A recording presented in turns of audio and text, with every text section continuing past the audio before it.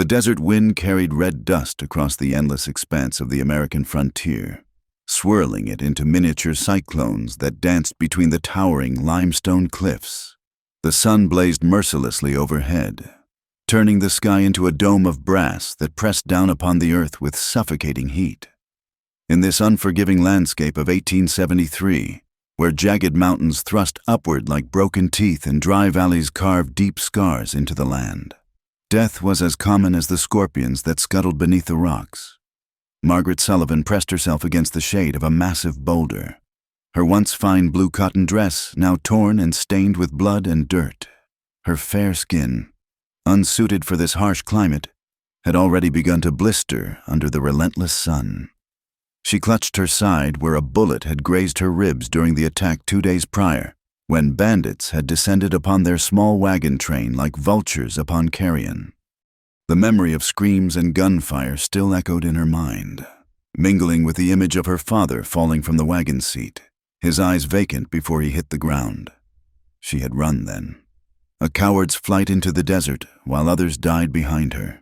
Now, with her water gone and her strength fading, Margaret wondered if a quick death might have been more merciful than this slow withering under the desert sun.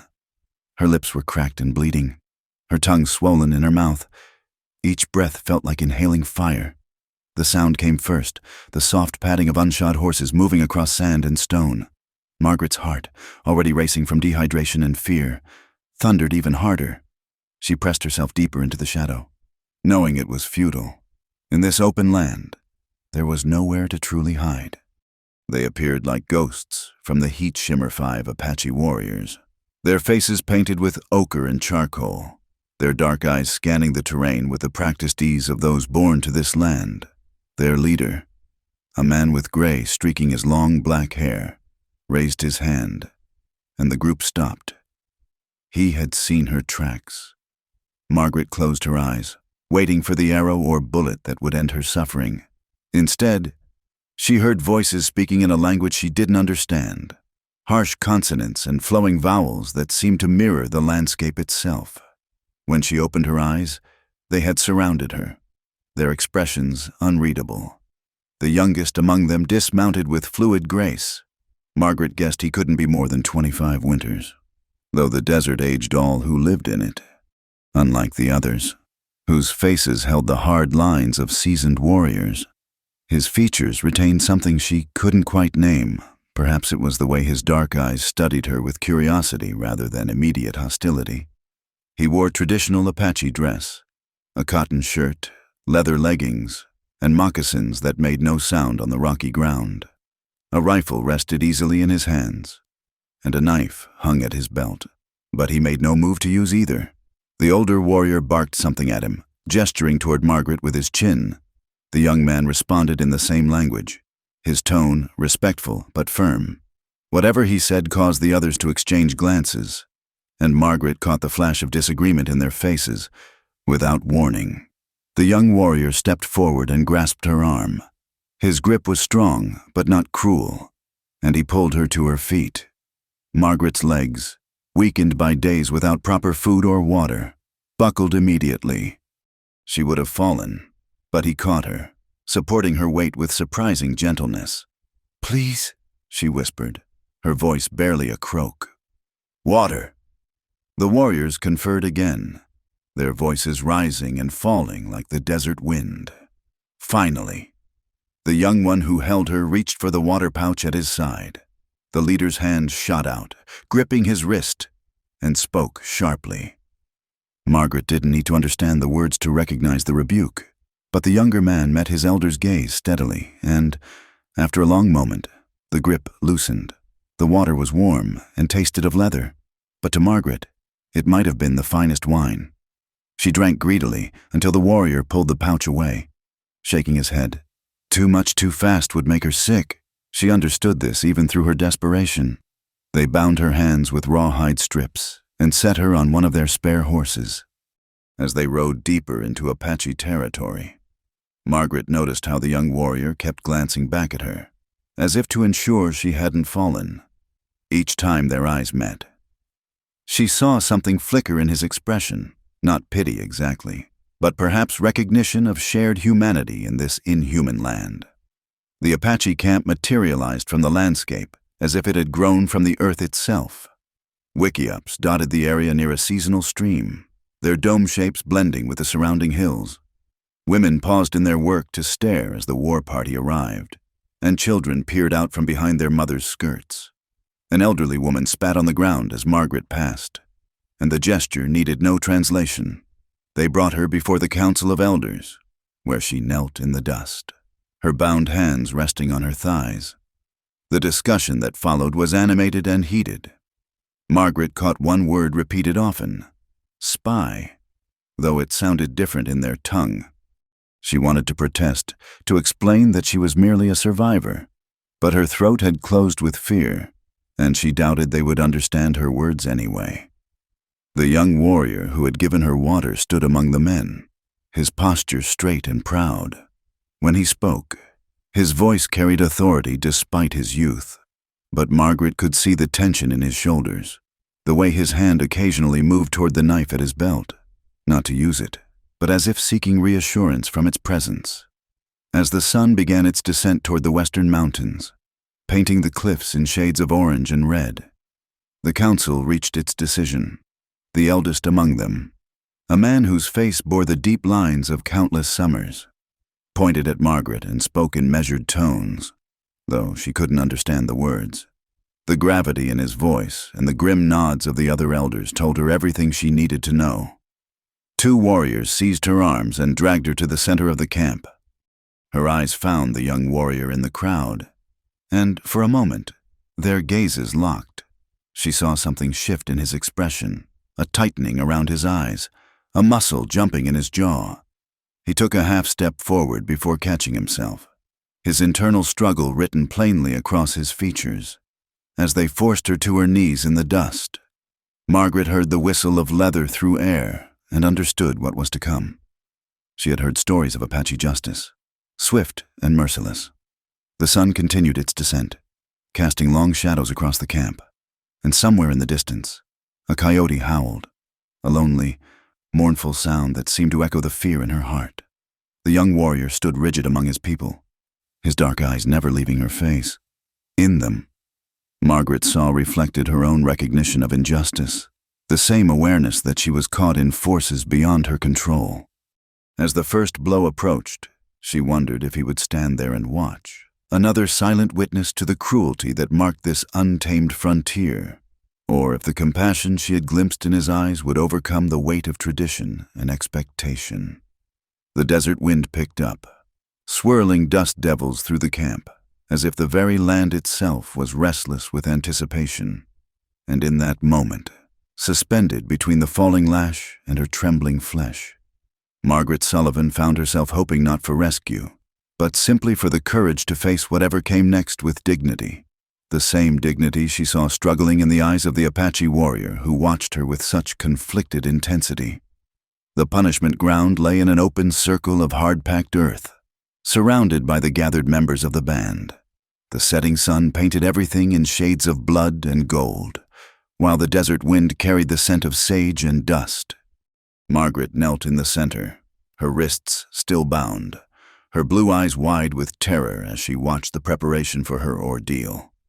The man chosen to deliver the punishment was named Stoneface by his people, a warrior whose expression never betrayed emotion. He held a length of braided rawhide, its ends split into multiple strips that would bite deep with each strike. The crowd murmured their approval as he tested the weight of the implement, making it whistle through the air. Samuel Crow Feather stood among his kinsmen, every muscle in his body drawn tight as a bowstring. The youngest son of a respected war chief, he had earned his place among the warriors through courage and skill, but nothing in his 24 winters had prepared him for this moment. The white woman's eyes, blue as the summer sky, found his in the crowd, and in them he saw not the defiance of an enemy spy, but the raw fear of a lost soul. The first strike fell with a sharp crack that echoed off the canyon walls. Margaret's body jerked forward, a cry escaping her lips despite her effort to remain silent. The second followed quickly, then the third, Each blow drew lines of fire across her back, tearing through the thin fabric of her dress. She tried to stay upright, but the force of the strikes drove her lower with each impact. Samuel's hands clenched into fists at his sides. Around him, some of the people watched with grim satisfaction. They had lost family to white soldiers and settlers, and this small act of vengeance felt like justice. Others looked away, uncomfortable with punishing a woman, even an enemy. But Samuel saw only the trembling of her shoulders, heard only the soft whimpers she couldn't quite suppress. By the 10th strike, Margaret had fallen forward onto her hands, her fair hair hanging like a curtain around her face. Blood seeped through the torn fabric of her dress, and her breathing came in ragged gasps. Stoneface paused, looking to the council elder, Grey Wolf, for guidance. "Continue," Grey Wolf commanded in Apache. "She must learn the price of spying on our people." Samuel's jaw tightened. He had been on the raid that found her, had seen the signs of the bandit attack, the burned wagons, the scattered belongings of murdered travelers. This woman was no spy. She was a survivor who had stumbled into their territory while fleeing death. But to speak against the council's decision would be to challenge tradition itself. The punishment resumed, each strike drawing fresh cries from Margaret. Her strength gave way, and she collapsed fully onto the ground, her body curling instinctively to protect itself. Still the blows fell, relentless and precise. The crowd had grown quieter now, some of the initial fervor fading as they witnessed her suffering. They whipped her until she fell. Enough! The words tore from Samuel's throat before he could stop them. First in Apache, then in the English his father had insisted he learn from captured soldiers. He stepped forward from the crowd, his voice carrying across the punishment ground. Stoneface froze mid-swing, turning to stare at the young warrior who dared interrupt. Grey Wolf's eyes narrowed dangerously. "You forget yourself. Crowfeather, step back." But Samuel had already crossed a line, and he knew there was no retreating from it. "She is no spy," he declared, his voice steady despite the hammering of his heart. "Look at her, sunsick, shot, half dead from thirst. We found her fleeing bandits, not sneaking into our camps. That is for the council to decide, not an impulsive young warrior." Grey Wolf replied coldly, "Return to your place, or share her punishment." The threat hung in the air like smoke from a signal fire. Samuel felt the eyes of his people upon him, his mother, birdsong, watching with worry creased across her face, his warrior brothers, torn between loyalty and tradition, his father, Chief Joseph Crowfeather, studying him with an unreadable expression. Margaret had gone still on the ground, unconscious or close to it. Blood pooled in the dust beneath her, and her breathing was shallow and uneven. In that moment, Samuel saw not an enemy, but simply a human being broken by the endless cycle of violence that plagued this land.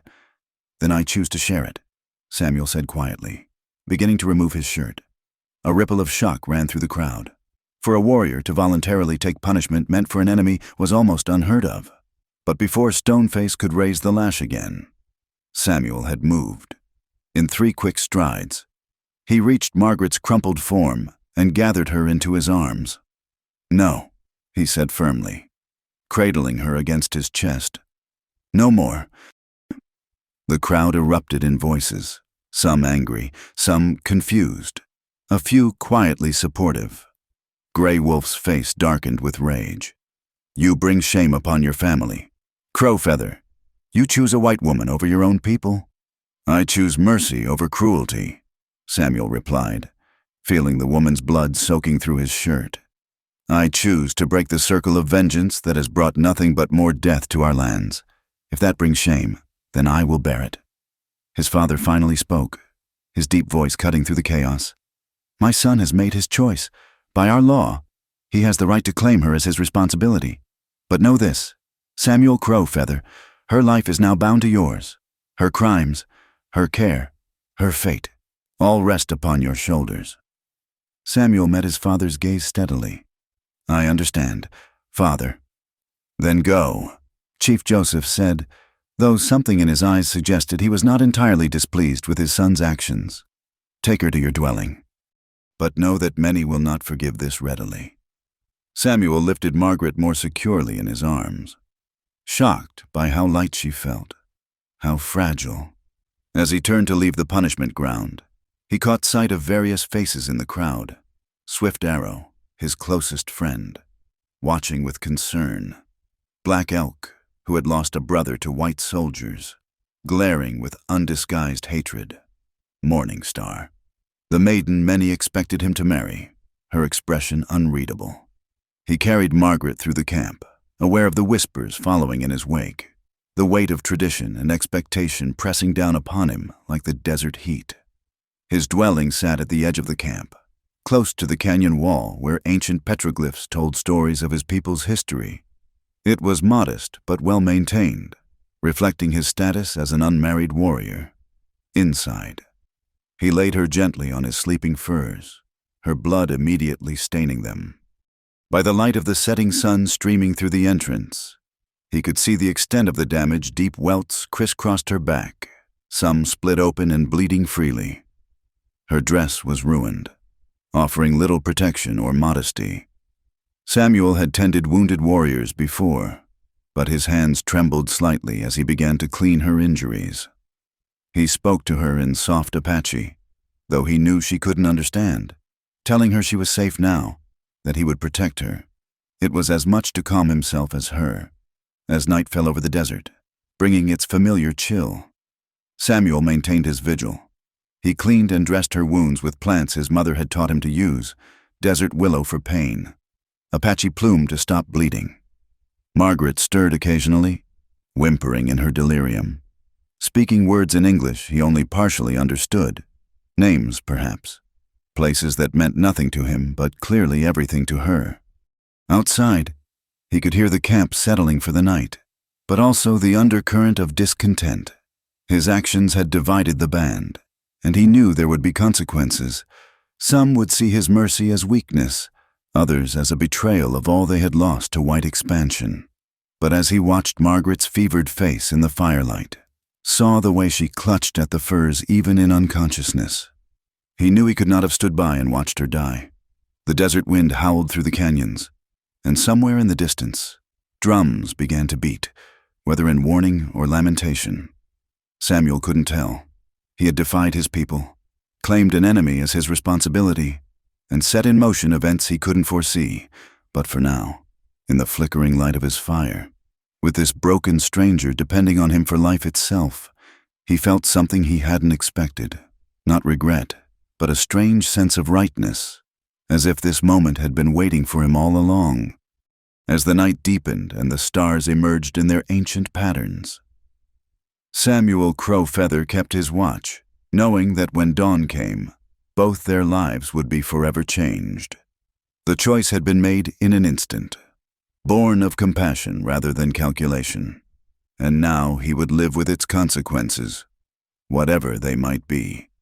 The fever dreams came in waves, pulling Margaret Sullivan down into darkness before releasing her back to a reality she couldn't quite grasp. Sometimes she was back in the wagon, watching her father fall. Sometimes she was running through the desert, her feet bleeding on sharp stones. But always, when the nightmares grew too terrible, she heard a voice, deep and soothing, speaking words she didn't understand but somehow found comforting. On the third day, she woke fully for the first time. The pain hit immediately. Her back felt like it had been set ablaze, and every movement sent fresh agony through her body.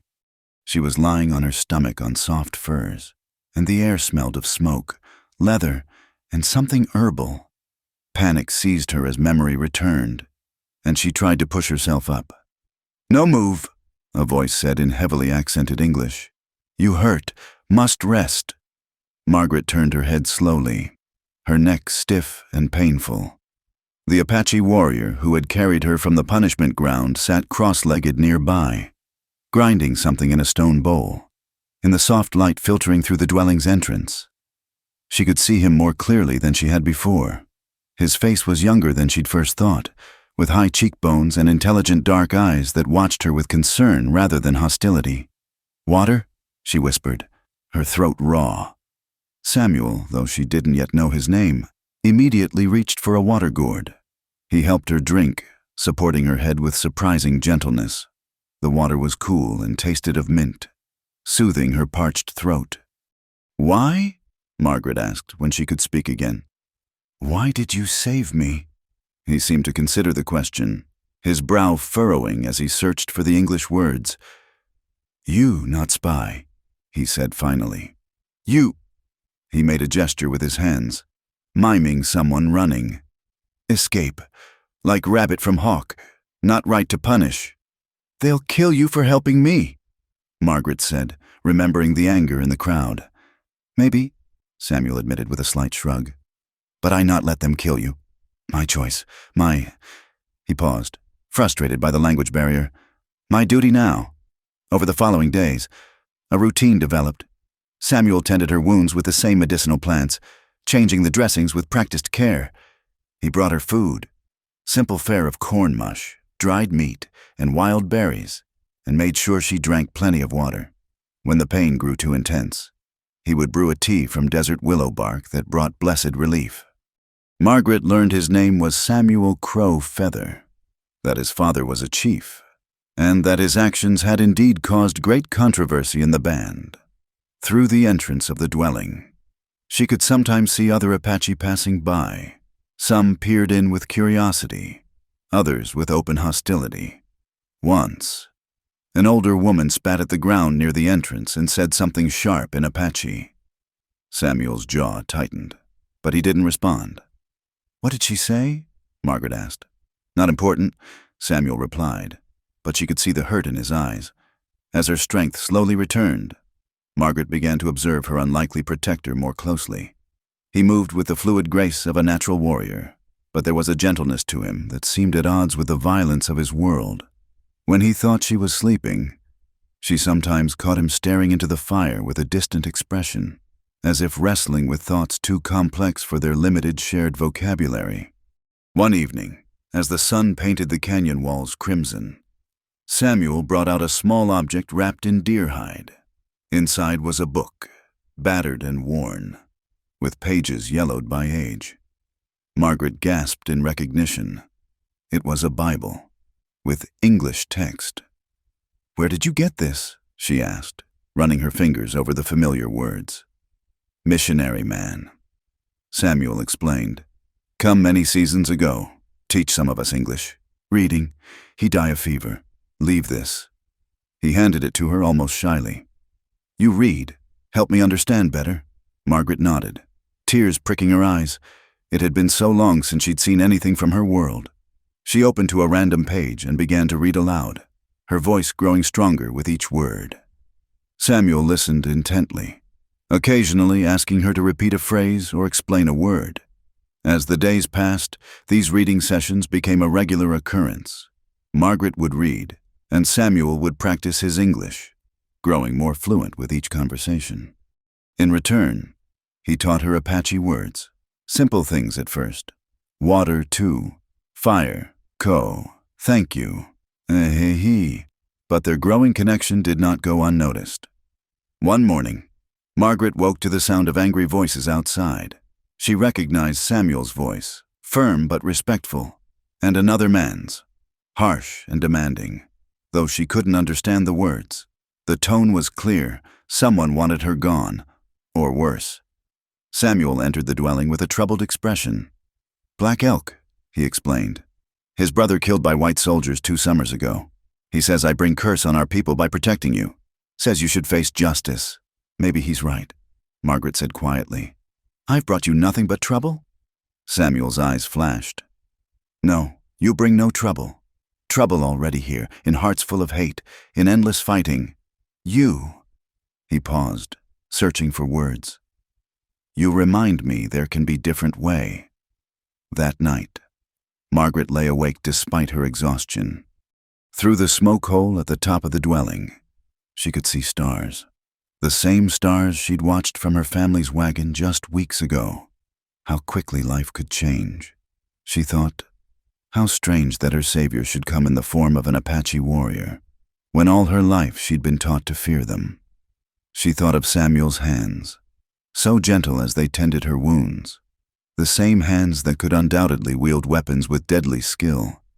She thought of the risk he'd taken, the ongoing price he was paying for his mercy, and for the first time since the attack, she felt something other than fear or pain, a warm flutter of gratitude that bordered on something deeper.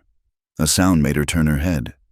Samuel sat by the dying fire, keeping watch as he did every night. In the dim light, she could see the tension in his shoulders, the weight of his choice bearing down on him. "Samuel?" she whispered. He turned, surprised to find her awake. "You need something? Water? Medicine?" "No," Margaret said softly. "I just thank you, for everything." Even in the dim light, she could see his expression soften. He moved closer, sitting beside her sleeping furs. "You getting stronger," he said. "This is good, but—" He hesitated, then continued. "Soon must decide. Cannot stay here forever. Too dangerous." "Where would we go?" Margaret asked, then caught herself. "I mean, where would I go?" Samuel was quiet for a long moment. "Maybe we find place," he said finally. "Away from here, away from hate. But first, you must heal, get strong, then we see." As he returned to his post by the fire, Margaret closed her eyes, but her mind was racing. She had no family left, no home to return to. The world she'd known was gone, destroyed by violence and loss. But here, in this unlikely place, with this unlikely protector, she'd found something she hadn't expected, a chance to live, perhaps even to heal. Outside, the desert wind sang its ancient song, and somewhere in the darkness, a coyote called to its pack. The sound no longer frightened her as it once had. Instead, it reminded her that even in this harsh land, life found a way to persist, to adapt, to survive. And perhaps, she thought as sleep finally claimed her, even to love. The dwelling fell silent except for the crackle of the fire and the soft breathing of its two occupants, a Apache warrior wrestling with tradition and conscience, and a white woman learning that kindness could bloom even in the hardest ground. Both were outcasts now, bound together by an act of defiance that had changed everything. And both, though they didn't yet fully realize it, were beginning to see in each other not an enemy, but a kindred spirit in a world torn apart by hatred. The high desert dawn broke in layers of gold and rose, painting the sandstone cliffs in warm hues that seemed to set the world ablaze. Margaret stood at the entrance of the dwelling, watching the sun rise over the endless landscape. 2 weeks had passed since her punishment, and though her back still ached, she could move without agony. The scars would remain forever, but she was alive. A miracle she owed entirely to the man who emerged from the dwelling behind her. "Beautiful," Samuel said softly, coming to stand beside her. His English had improved remarkably through their daily conversations, though he still struggled with complex thoughts. "Yes," Margaret agreed, surprised to realize she meant it. When she'd first arrived, the desert had seemed hostile and alien. Now she was beginning to see what Samuel saw, the fierce beauty in the twisted junipers, the grace of hawks circling on thermal currents, the delicate blooms of cacti that survived against all odds. "Today, we walk," Samuel announced. "You strong enough now. Need to move, or body grows weak." Margaret nodded, though the prospect made her nervous. She hadn't left the immediate area of the dwelling since arriving. Samuel handed her a pair of soft deerskin moccasins and a shawl woven from plant fibers to protect her fair skin from the sun. The moccasins felt strange after a lifetime of hard-soled shoes, but they were surprisingly comfortable. They walked slowly at first, Samuel matching his pace to hers. He pointed out plants as they went, teaching her their Apache names and uses. "This one," he said, indicating a scraggly bush. "Good for stomach pain. This," pointing to another, "makes soap." Margaret tried to remember them all, understanding that in this land, such knowledge meant survival. As they climbed a gentle rise, Margaret had to stop frequently to catch her breath. The high altitude and a recent ordeal had left her weaker than she'd realized. Samuel waited patiently each time, offering water from the gourd he carried. "Your family," Margaret ventured during one rest. They must be very angry with you. Samuel's expression grew thoughtful. My mother, bird song. She understands. She brings food sometimes, when others not watching. Father. He paused, choosing words carefully. Father is chief. Must think of all people, not just one son, but I think deep inside. He not angry, maybe even proud, though he cannot say. And the others. Some very angry. Yes, Black Elk speaks against me in council. Says I betray Apache way. His jaw tightened. But Apache way also teaches mercy. We not monsters white people think we are. They reached the top of the rise, and Margaret gasped. Before them stretched a hidden valley, green with cottonwoods following a stream bed. It seemed impossible, this oasis in the harsh landscape. But there it was, proof that life could flourish even here. My secret place, Samuel said with a shy smile. Come here to think, to be alone. Now I share with you. They made their way down to the stream, where the clear water bubbled over smooth stones. Margaret knelt and cupped the cold water in her hands, splashing it on her face. When she looked up, she found Samuel watching her with an expression she couldn't quite read. Tell me, he said suddenly, sitting on a flat boulder. Tell me about your life before, your family. Margaret settled beside him, careful not to sit too close. Despite their growing friendship, she was acutely aware of the boundaries between them. I grew up in Ohio, she began. My father was a minister. My mother died when I was 12, taken by scarlet fever. Father decided to go west, to bring God's word to the frontier settlements. He said it was his calling. Calling? Samuel questioned. When God tells you to do something, Margaret explained, then smiled sadly. Though I wonder now if God really called him to die in this desert. Maybe God called him to bring you here, Samuel suggested quietly. Margaret looked at him sharply, but his expression was sincere. That's a strange thing to say. Is it? You read to me from your Bible. It says God works in mysterious ways. Yes, maybe. He hesitated, then continued. Maybe we both needed to learn something. You learn Apache are not all savage killers. I learn whites are not all greedy destroyers. Maybe this is plan. They sat in comfortable silence, listening to the water and the wind in the cottonwoods. Margaret found herself studying Samuel's profile, the strong line of his jaw, the way his hair fell past his shoulders, the thoughtful cast to his features. He was handsome, she realized with a start, in a way completely foreign to the pale, soft men she'd known in Ohio. What about you? She asked, forcing her thoughts to safer ground. Have you always lived here? Born here? Samuel confirmed, this land is in my blood, my bones, every rock, every canyon has story. My grandfather's grandfather knew these places. His expression grew distant. When I was boy, there were more of us, more bands, more warriors. Now. He gestured helplessly. Now we grow fewer each season.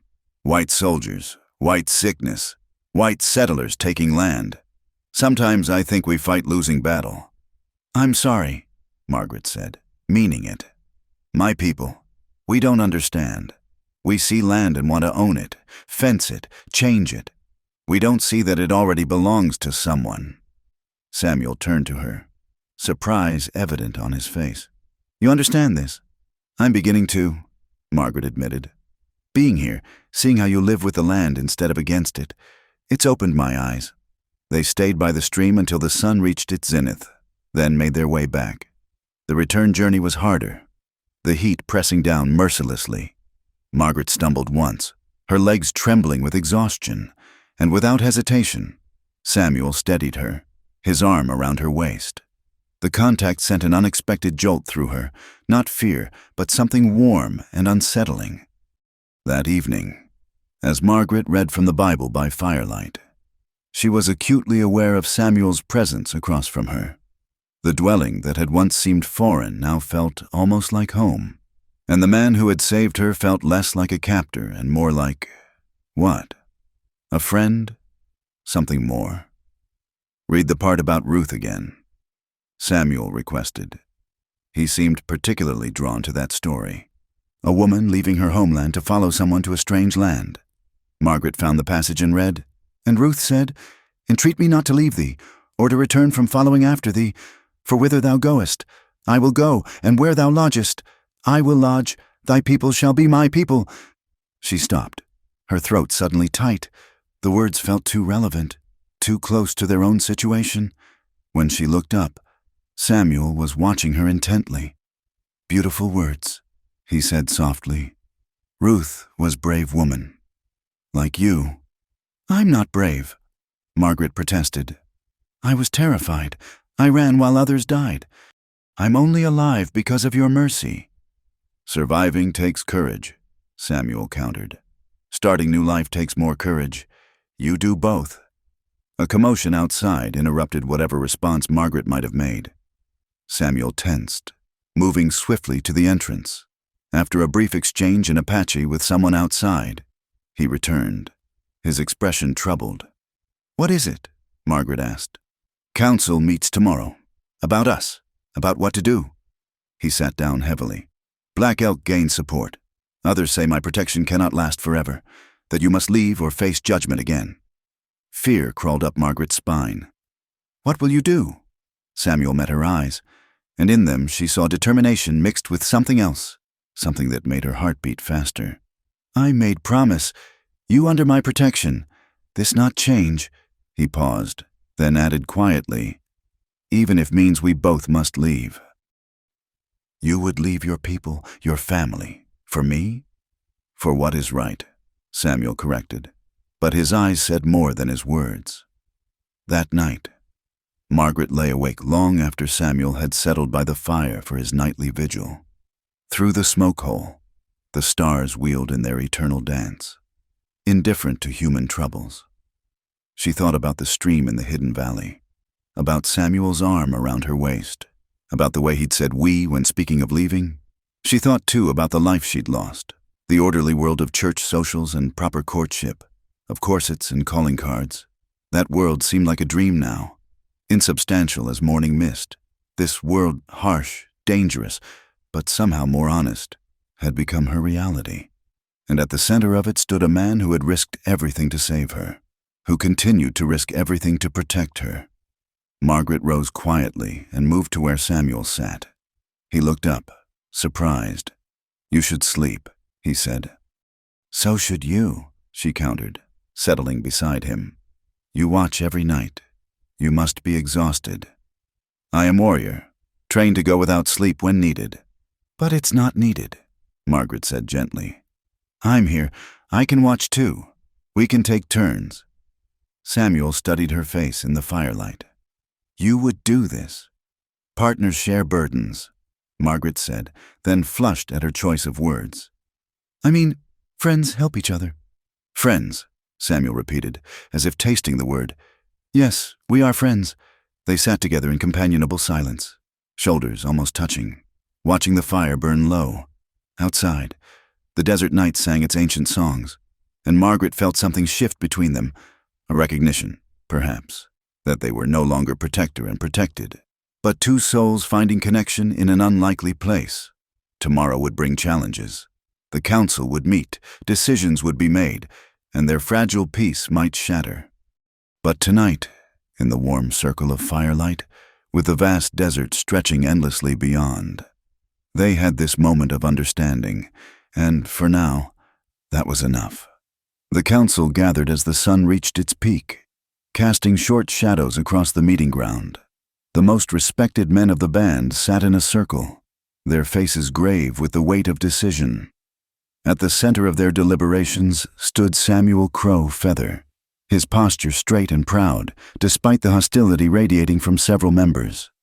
Margaret watched from the entrance of a nearby dwelling where birdsong, Samuel's mother, had hidden her.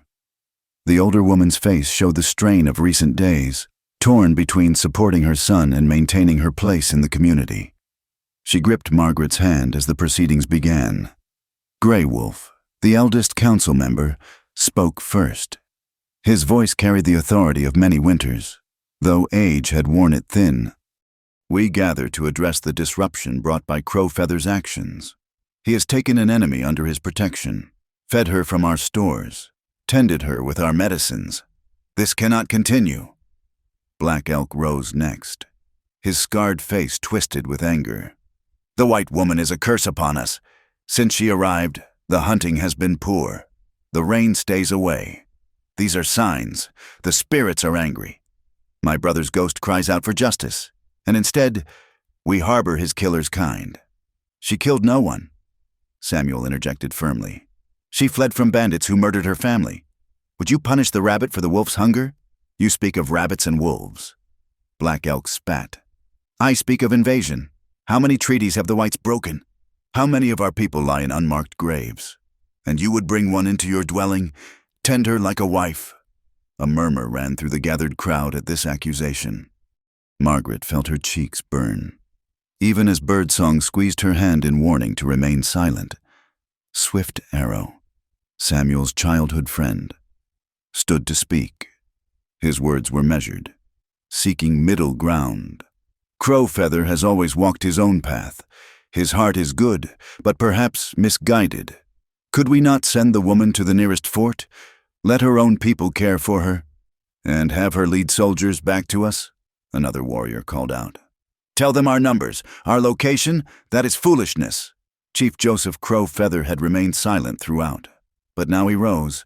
The assembly quieted immediately, according him the respect due to a war chief. My son has brought difficulty upon us, this is true, but let us not forget, he acted from mercy, not weakness. This is also the Apache way. Mercy for enemies leads to death.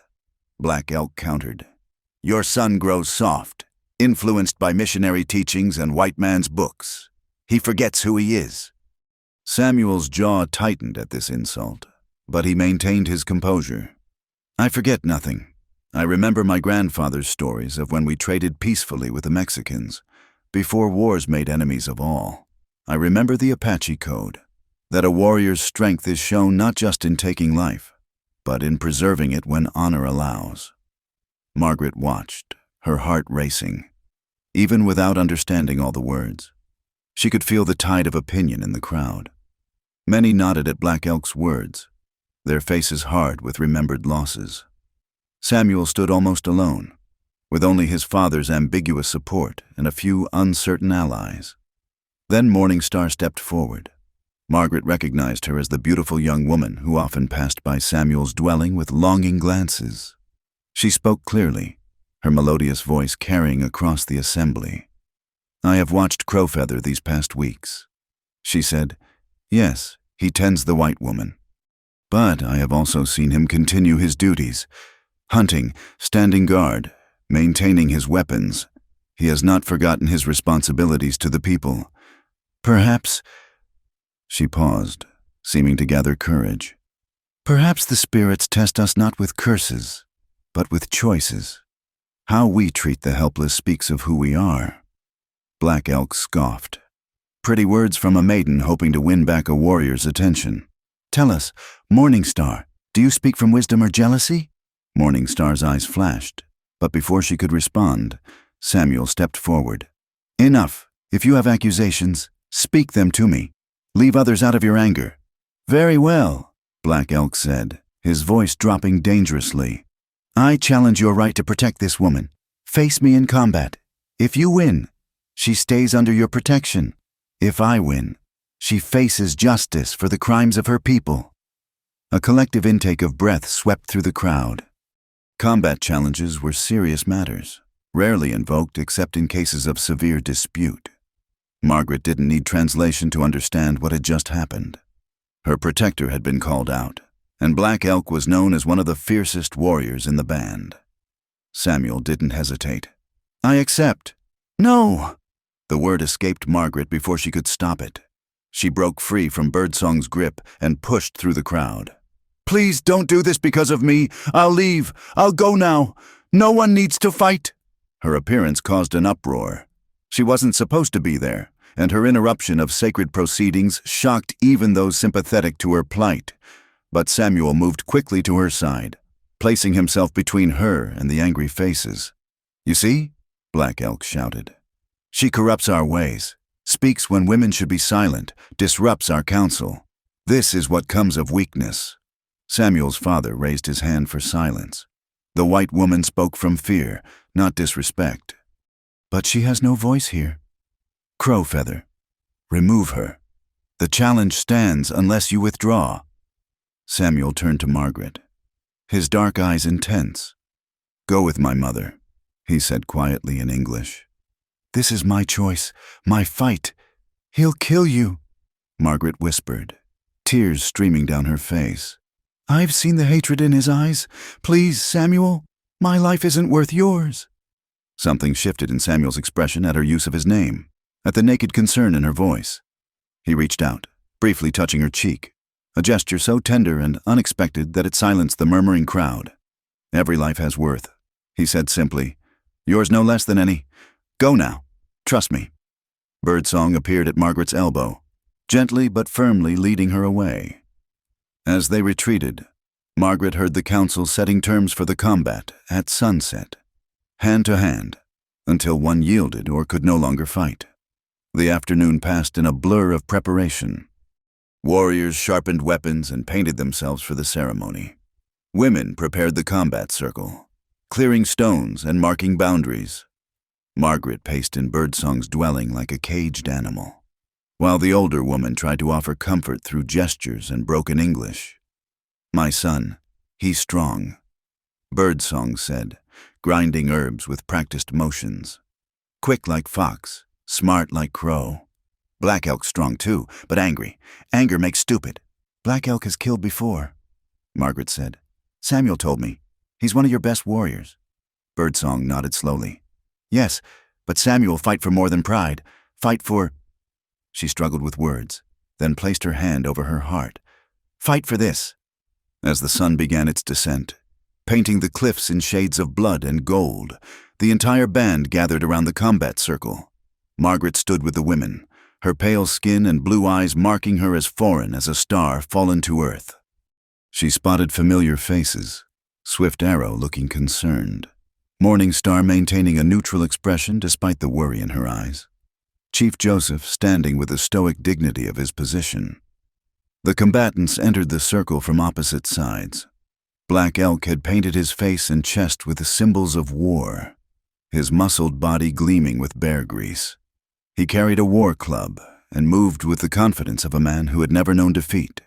Samuel wore simpler paint, just a few marks on his cheeks and arms. He had chosen a knife and moved with fluid grace, his expression calm and focused. When his eyes found Margaret in the crowd, he gave an almost imperceptible nod. Grey Wolf spoke the ritual words, invoking the spirits to witness honorable combat. Then he stepped back, and the fight began. Black Elk charged immediately, his war club whistling through the air where Samuel's head had been a moment before. The younger warrior danced aside, his knife flashing out to score a thin line across Black Elk's ribs. First blood to Samuel, but Black Elk barely seemed to notice. They circled each other, testing, probing for weaknesses. Black Elk's style was all power and aggression, each swing of his club capable of crushing bones. Samuel relied on speed and precision, darting into strike before dancing away from retaliation. Margaret watched with her heart in her throat, wincing each time Black Elk's weapon came close to connecting. Around her, the crowd shouted encouragement to both fighters, caught up in the primal spectacle despite the serious stakes. The fight intensified as the sun sank lower. Both men bled from multiple cuts, their breathing harsh in the thin mountain air. Black Elk's frustration grew visible. Samuel refused to stand still long enough for a decisive blow, and the accumulated small wounds were taking their toll. Then it happened. Samuel mistimed a dodge, and Black Elk's club caught him in the ribs with a glancing blow. Margaret heard the crack of bone and bit back a scream as Samuel staggered. Black Elk pressed his advantage, raining down blows that Samuel desperately deflected with his knife. Just when it seemed Samuel would be overwhelmed, he did something unexpected. Instead of retreating, he stepped inside Black Elk's reach, accepting a punishing blow to his shoulder to get close enough to strike. His knife found the pressure point in Black Elk's wrist, forcing him to drop the club. In the same motion, Samuel swept Black Elk's legs, sending the larger man crashing to the ground. Before Black Elk could recover, Samuel was on him, knife at his throat. The crowd fell silent, waiting. By rights, Samuel could claim victory now. Black Elk's life was his to take or spare. "Yield," Samuel said, his voice carrying clearly despite his labored breathing. "This fight serves no purpose. Yield, and let there be peace between us." Black Elk's eyes burned with humiliation and rage.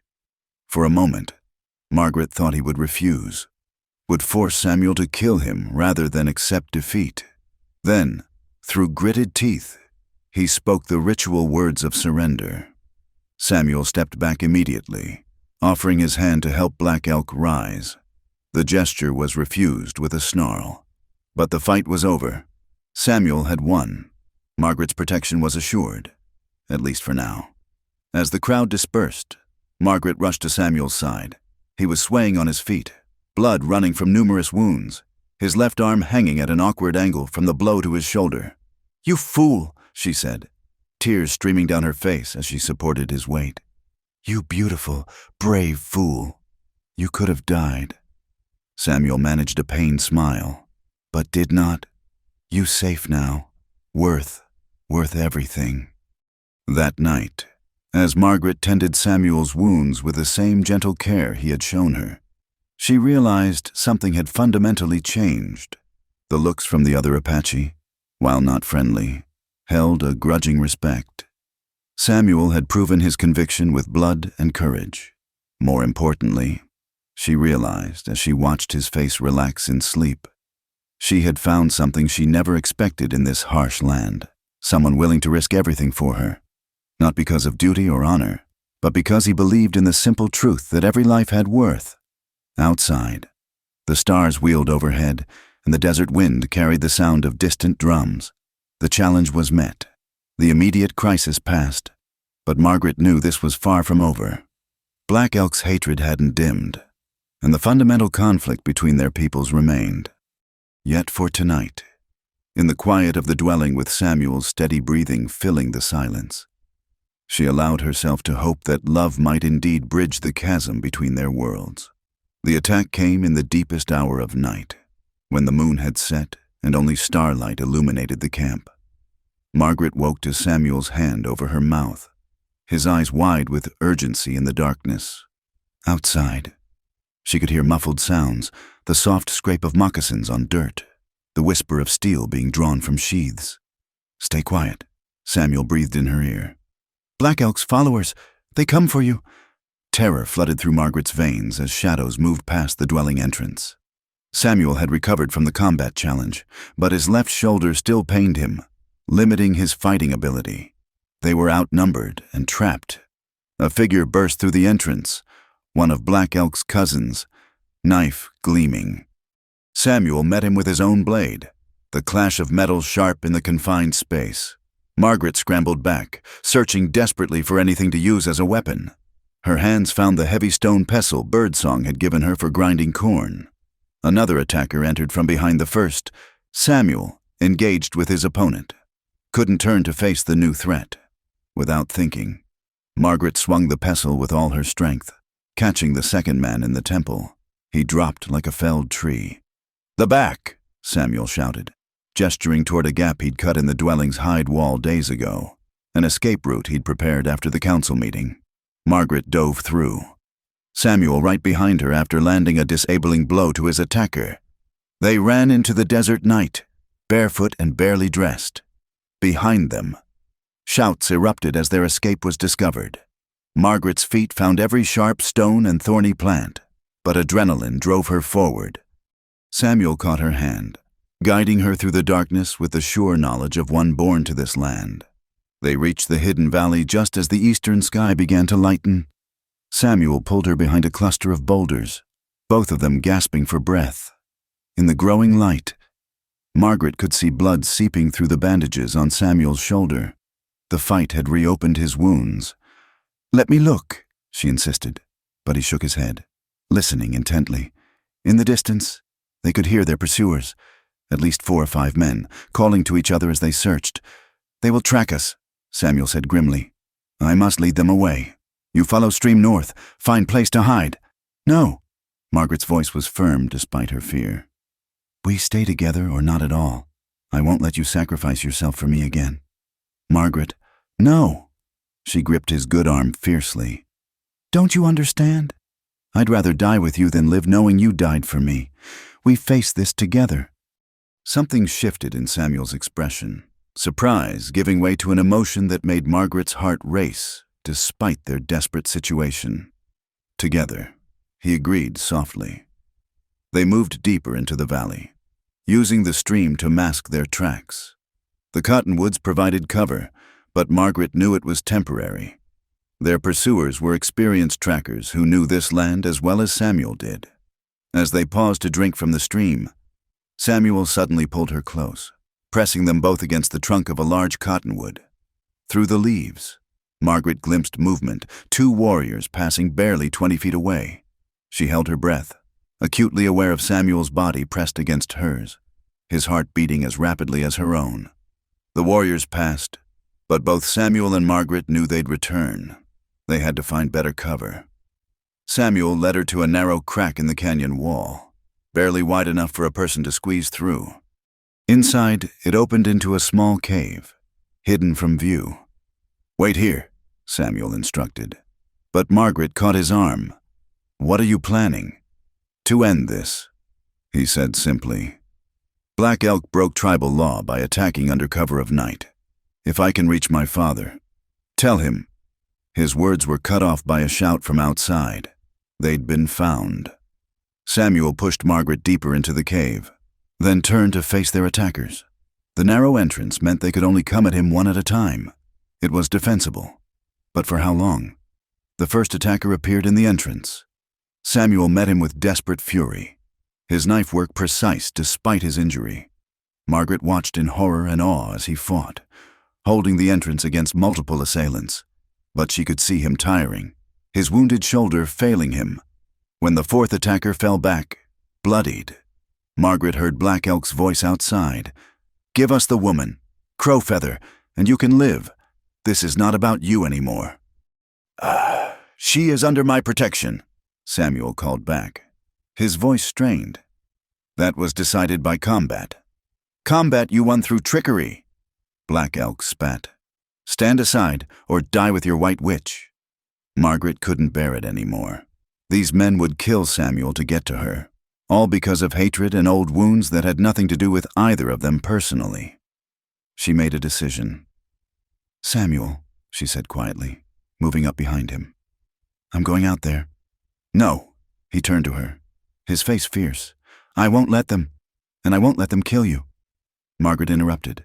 She touched his face gently, feeling the wetness of blood and sweat. "You've protected me with everything you have. Let me protect you now." Before he could stop her, she squeezed past him and stepped into the dawn light. The attackers froze, surprised by her sudden appearance. Black Elk stood among them, his face painted for war. "Here I am," Margaret said, her voice stronger than she felt. "But I ask you, what honor is there in this? Attacking in darkness like cowards. Is this the Apache way Samuel taught me about? You dare speak of our ways?" Black Elk snarled. "I speak of what I've learned," Margaret replied, lifting her chin. "That Apache warriors value courage and honor, that they protect the helpless, that they—" She gasped as one of the men grabbed her roughly, but continued. "That they are better than the murderers who killed my family? Or are you proving that you're just the same?" Her words hit their mark. She saw uncertainty flicker across some faces. Black Elk's expression darkened further. "Pretty words won't save you, white woman. Then let me speak plainer words." A new voice commanded. Chief Joseph Crowfeather emerged from the cottonwoods, accompanied by a dozen warriors, including Swift Arrow. "Release the woman. Now!" The authority in his voice was absolute. Black Elk's followers immediately let Margaret go, stepping back. Black Elk himself stood defiant but isolated. "You break our laws," the chief continued, his voice cold with controlled anger. "Attack in night like coward. Defy Council's decision. Bring shame on your family name. I seek justice, Black Elk protested. This woman is under my son's protection, recognized by combat. Chief Joseph interrupted. Your personal hatred does not override tribal law. He turned to his warriors. Take them back to camp. The council will decide their punishment. As Black Elk and his followers were led away, Samuel emerged from the cave, swaying on his feet. Margaret rushed to support him, and this time Chief Joseph noticed how naturally they moved together, how gently she held his wounded son. The chief studied them for a long moment, then spoke. You cannot stay here. My son, Black Elk has followers, and this hatred runs deep. Even my protection cannot guarantee safety forever. I know, Father, Samuel said quietly. Chief Joseph's expression softened slightly. There is a place, 2 days north, where the canyon meets the old Spanish Trail, a trading post run by a man named McAllister. He is unusual, married to a Mexican woman. They ask no questions, trade fairly with all peoples. He paused. It is not the life I wished for my son, but perhaps it is the life the spirits have chosen for you. Margaret felt tears prick her eyes. Chief Crowfeather, I'm sorry. I never meant... You fought for my son's life, the chief interrupted. His gaze appraising, stood between him and danger. Perhaps you are not the weak creature I assumed all white women to be. A ghost of a smile touched his lips. Take care of him, Margaret Sullivan. He will need your strength in the days ahead. As the sun climbed higher, casting long shadows across the canyon, they returned to camp under guard. The attack had changed everything. What had been difficult was now impossible. They had to leave, and soon. That night, as Margaret helped Samuel prepare for their departure, she found herself fighting tears. This wasn't how she'd imagined her life, fleeing into the unknown with a man from a different world. But as she watched Samuel carefully wrapping their few possessions, including the Bible that had brought them together, she realized she couldn't imagine any other life now. Are you certain? Samuel asked softly, reading her expression. The path ahead is dangerous, uncertain. You could go to Fort Grant, find your own people. Margaret silenced him with a gentle touch to his lips. My people are dead. You're my people now. Samuel Crowfeather, whither thou goest, I will go. He caught her hand, pressing it to his cheek. In his dark eyes, she saw her own fears and hopes reflected. They were outcast now, belonging fully to neither world. But perhaps, in that space between worlds, they could create something new. Birdsong came to say goodbye, pressing a bag of supplies into Margaret's hands and speaking rapidly to Samuel in Apache. Margaret caught her own name several times and the older woman's tone, though she couldn't understand the words. When Birdsong turned to her, she surprised Margaret by embracing her briefly. You strong, Birdsong said in her limited English. Keep my son safe, make happy. As dawn broke over the desert, Samuel and Margaret rode out of the Apache camp on the 2 horses Chief Joseph had provided. Behind them lay the world they knew, his defined by tradition and blood, hers destroyed by violence. Ahead lay uncertainty, danger, and the faint hope of a life lived on their own terms. Samuel reached across the space between their horses, taking Margaret's hand. His grip was warm and steady, a promise without words. Together they faced the rising sun, 2 souls bound by choice rather than chance, riding toward whatever destiny awaited them in the vast expanse of the American frontier. The desert stretched endlessly before them, painted in shades of gold and red by the morning light. It was a hard land, unforgiving and brutal. But it was also a land of hidden beauty, of surprising tenderness, of connections forged in the most unlikely circumstances. And as their horses carried them toward the unknown, Margaret allowed herself to believe that love, brave, defiant, unexpected love, might be enough to see them through. The Red Rock Canyon where they made their shelter seemed carved by ancient gods, its towering walls striped with layers of geological time. A hidden spring emerged from a crack in the stone, feeding a small pool before disappearing again into the earth. Desert willows and cottonwoods clustered around this precious water, creating a green oasis invisible from the canyon floor below. Samuel had found this place years ago during a vision quest, and now it became their sanctuary. Using skills passed down through generations, he constructed a simple but sturdy shelter beneath an overhanging cliff, weaving branches and covering them with hides from their supplies. Margaret helped as best she could, learning by watching, her hands growing calloused from the work. "Not like White Man's house," Samuel said apologetically as they surveyed their new home. "But we'll keep rain out, wind away." "It's perfect," Margaret said, meaning it. After weeks of running and hiding, any place that offered safety and water felt like a palace. "Show me how to make it better." Their days fell into a rhythm dictated by the desert itself. They rose with the sun. When the air was still cool and the light painted the canyon walls in shades of rose and gold, Samuel taught Margaret to hunt with snares and gather edible plants, prickly pear fruits, mesquite pods, agave hearts. She proved a quick student, her determination overcoming her initial squeamishness. "You must think like the desert," Samuel explained one morning as they checked trap lines. "Everything here fights to live. Respect this, and desert provides. Fight against it, and it kills." Margaret nodded, pulling thorns from her hands after harvesting prickly pear. Her fair skin had darkened under the sun, and her soft hands had grown tough. The woman who'd worn corsets and attended church socials seemed like a stranger now. This new Margaret could skin a rabbit, find water by watching the flight of birds, and read the weather and the movement of clouds. In the evenings, they sat by their small fire, careful to use only dry wood that produced little smoke. Samuel continued teaching her Apache words while she read to him from the Bible. But increasingly, they found themselves setting aside lessons in favor of simply talking, sharing stories of their childhoods, their dreams, their fears. "When I was small," Samuel told her one night, "I believed I could speak to eagles, would climb high rocks, spread arms, call to them.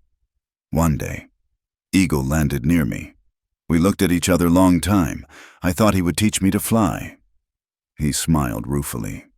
"Instead, he taught me patience. Sat there whole day, waiting for something. Never knew what. But I learned to be still, to watch." "And did you ever see him again?" Margaret asked, captivated. "Many times, always watching, never speaking, like he was waiting for me to understand something." Samuel's expression grew thoughtful. Maybe he was waiting for this, for me to understand that flying is not always with wings. Sometimes is with— He gestured between them, struggling for words. "With heart?" Margaret suggested softly. "Yes," Samuel agreed, his dark eyes meeting hers across the fire. "With heart." The moment stretched between them, full of unspoken possibilities. Then Margaret rose, ostensibly to bank the fire for the night, but really to escape the intensity of that gaze. She wasn't ready, not yet, to acknowledge what was growing between them, but the desert had its own timeline. One afternoon, while Samuel was hunting, Margaret decided to bathe in the pool. The water was cold but refreshing after the day's heat. She had just emerged, wringing water from her hair, when she heard the distinctive rattle that made her blood freeze. The snake lay coiled on the rock where she'd left her clothes, directly between her and the shelter. It was massive, its rattles creating a sound like dry bones shaking. Margaret stood frozen, water dripping from her skin, acutely aware of her vulnerability. "Don't move." Samuel's voice came from behind her, calm but urgent. He had returned early, drawn by some instinct. "Look at me, not at Snake, at me." Margaret turned her head slowly, meeting his eyes. He had an arrow nocked but not drawn. "When I say, dive left into water, trust me." The snake's rattling intensified. Margaret's muscles trembled with the effort of staying still. "Now," Samuel commanded. She dove without hesitation. Behind her, she heard the twang of the bowstring, the meaty thud of impact. When she surfaced, gasping, the snake lay still. Samuel's arrow through its head. He was at the pool's edge immediately. pulling her up with his strong hands. "You are safe," he said, wrapping his coat around her shoulders. "You did well. Very brave." Margaret found herself trembling, not from cold, but from delayed fear and something else, the way Samuel's hands lingered on her shoulders, the concern in his eyes, the solid warmth of his presence. Without thinking, she pressed herself against him, seeking comfort. "I thought I was going to die," she whispered against his chest. His arms came around her, holding her close. "I would not let that happen," he said fiercely. "Never." They stood that way for a long moment, Margaret aware of every point where their bodies touched, of the rapid beating of his heart that matched her own. When she finally pulled back to look at him, something had changed in his expression. The careful distance he'd maintained was gone, replaced by raw emotion. "Margaret," he began, then stopped, struggling with words in any language. "I know," she said softly. "I feel it too." That night, they sat closer by the fire, when Margaret shivered in the cool desert air. Samuel moved behind her, wrapping them both in a blanket. She leaned back against his solid warmth, feeling safe in a way she hadn't since before her father's death. "Tell me about your dreams," she said quietly. "Before all this, what did you want?" Samuel was quiet for so long she thought he wouldn't answer. Then, "I dreamed of being great warrior like my grandfather, leading war parties, counting coup on enemies, earning honor for clan. Boy dreams." His arms tightened slightly around her. "Now I dream different dreams." "What kind of dreams?" "Dreams of peace, of place where Apache and white can live without hate, where children can grow without fear of soldiers or raiders, where—" He paused, his breath warm against her hair. "Where man and woman can choose each other without bringing war." Margaret turned in his arms to face him. In the firelight, his features were both familiar and foreign, the strong jaw, the high cheekbones, the eyes that had first shown her mercy when tradition demanded cruelty. "It's not just a dream," she said. "We're living it, here, now. We're proving it's possible." "Are we?" Samuel asked, his hand coming up to cup her cheek. "Can two people make a world, if those two people are brave enough?" Margaret whispered. The kiss was inevitable, as sunrise, soft at first, tentative, then deeper as weeks of careful distance dissolved. Margaret had been kissed before, chased pecks from suitable young men back in Ohio. This was different, wild and sweet and dangerous as the desert itself. When they finally broke apart, both breathing hard, she saw her own wonder reflected in Samuel's eyes. "I should not," he said, even as his hands framed her face. "You are under my protection. To take advantage, you're not taking anything I'm not freely giving," Margaret interrupted. "We're not Apache or white here. We're just Samuel and Margaret, just us." They kissed again, and this time there was no hesitation. The fire burned low as they explored this new territory between them, as dangerous and beautiful as the land around them. When exhaustion finally claimed them, they slept as they had sat, wrapped in each other's arms, two hearts beating as one against the vast silence of the desert night. In the morning, Margaret woke to find Samuel watching her, his expression soft with an emotion she now dared to name. "Good morning," she said, suddenly shy. "Best morning," he corrected, brushing a strand of hair from her face. "Every morning with you is best morning." They rose and went about their daily tasks, but everything had changed. Every glance carried weight. Every accidental touch sent sparks through their skin. They were crossing into unknown territory, but Margaret found she wasn't afraid. How could she be, with Samuel beside her? That evening, as the sun set in spectacular fashion, painting the sky in purples and oranges, they stood together at the edge of their hidden valley.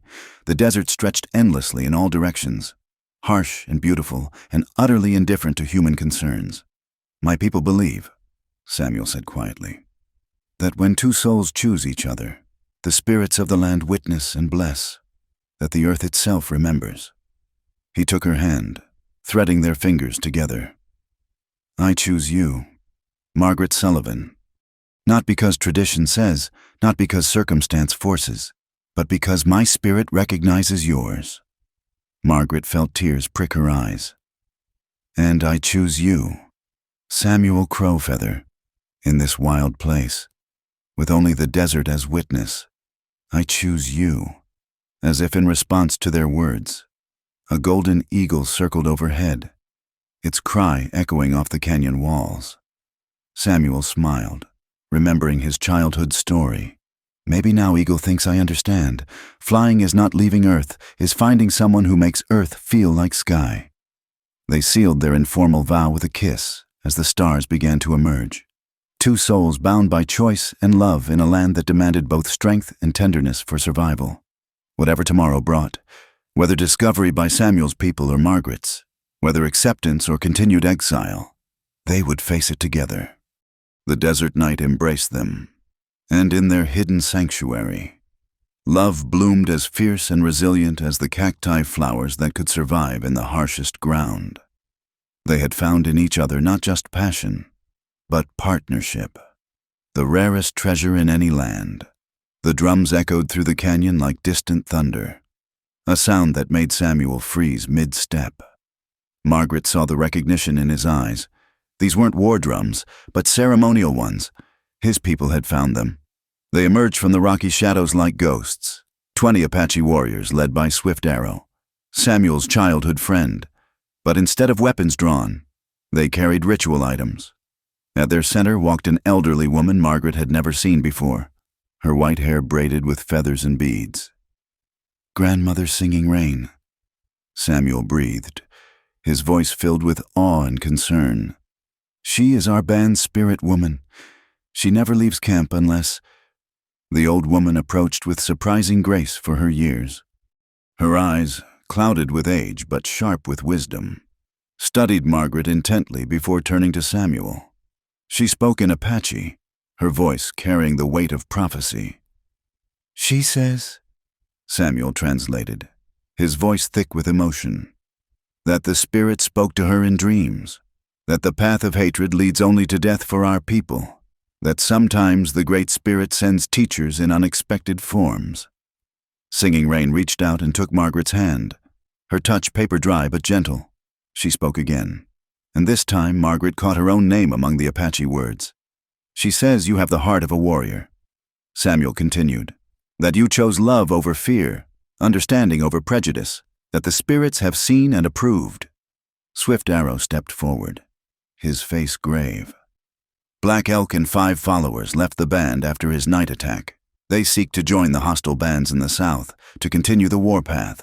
The council met for 3 days. Many spoke of tradition, of change, of survival. He paused, meeting Samuel's eyes. "Your father spoke last. He said his son had shown him that courage comes in many forms, that perhaps it is time to find new ways." Margaret felt Samuel's hand find hers, squeezing tightly. Hope bloomed in her chest, fragile as a desert flower. "The council offers choice." Swift Arrow continued, "Return to the band, both of you, as recognized members, or take the blessing of the people and make your own path. Either way, you are no longer outcasts." Grandmother Singing Rain spoke again, gesturing toward the hidden spring, the sheltered canyon, the life they'd built here. Samuel translated, "She says this is a good place, a place where new things can grow, where children of 2 worlds might learn to walk in both."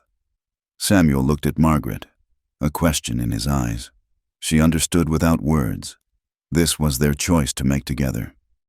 "We are grateful for the council's wisdom," Margaret said, surprising everyone by speaking in the Apache phrases Samuel had taught her.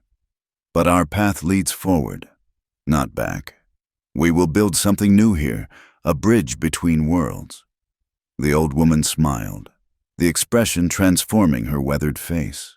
She reached into her pouch and withdrew 2 items, a turquoise amulet on a leather cord and an eagle feather. She placed the amulet around Margaret's neck and the feather in Samuel's hand, speaking words that sounded like a blessing.